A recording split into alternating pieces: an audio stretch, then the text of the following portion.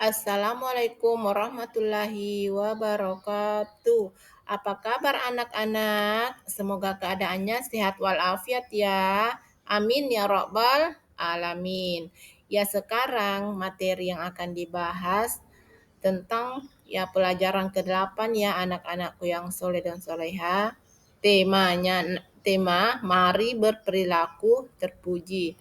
Ya, jadi sebelum dimulai pelajarannya anak-anakku yang soleh dan soleha, jangan lupa berdoa ya.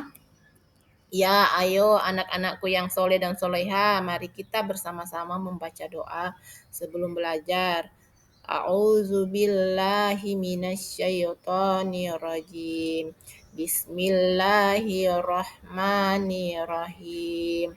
Rabbi zidni ilman warzuqni fahman waj'alni minat solihin, yang artinya, ya Allah, tambahkanlah aku ilmu, berilah aku karunia agar dapat memahaminya, dan jadikanlah aku termasuk orang-orang yang soleh.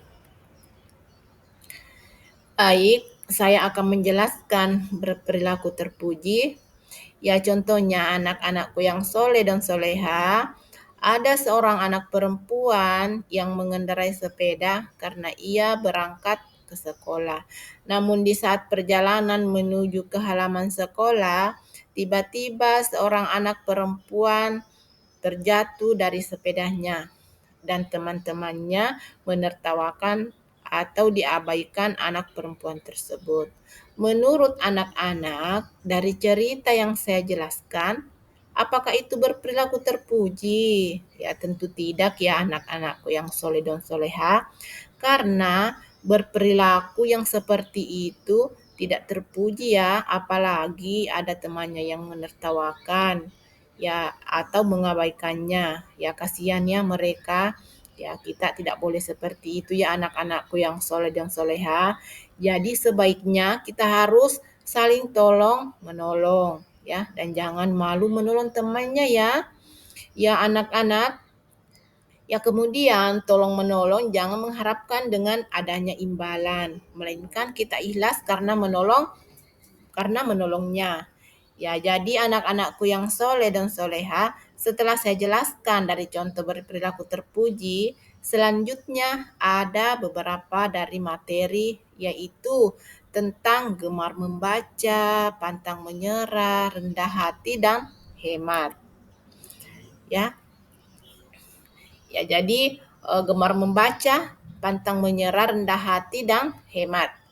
Ya, kemudian selanjutnya anak-anakku yang soleh dan soleha, ya perhatikan baik-baik ya. Yang pertama, gemar membaca. Apakah anak-anak gemar membaca? Ya insya Allah ya anak-anakku yang suka membaca buku, baik di perpustakaan, sekolah, rumah, dan lingkungan sekitarnya. Ya lihatlah gambar yang ada di samping anak-anakku yang soleh dan soleha.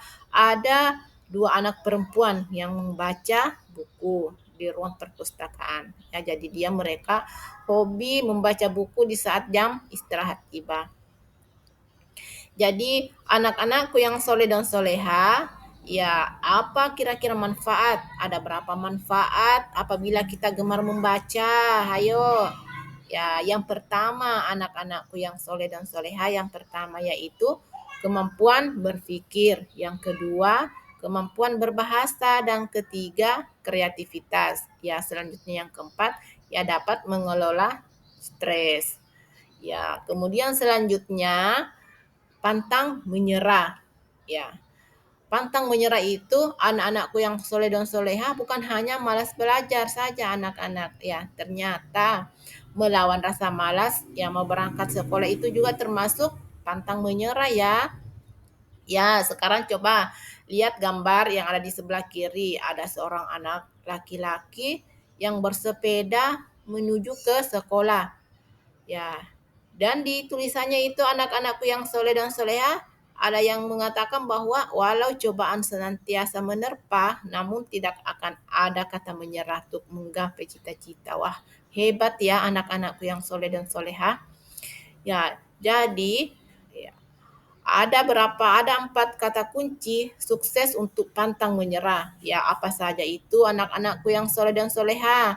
Yang pertama, terus motivasi diri. Yang kedua, yakin pada kemampuan diri sendiri. Yang ketiga, ambil risiko dengan perhitungan matang. Yang keempat, ambil hikmah dari setiap kegagalan. Ya.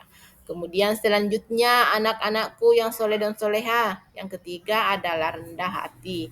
Yang dimaksud rendah hati ya anak artinya tawadu. Ya maksudnya ya kita tidak boleh sombong dengan orang lain. Ya menolong sesama teman atau melihat orang lain yang membutuhkan dan menghargai pendapat orang lain. Ya bagaimana sikap rendah hati dalam kehidupan sehari-hari? Ayo siapa yang tahu?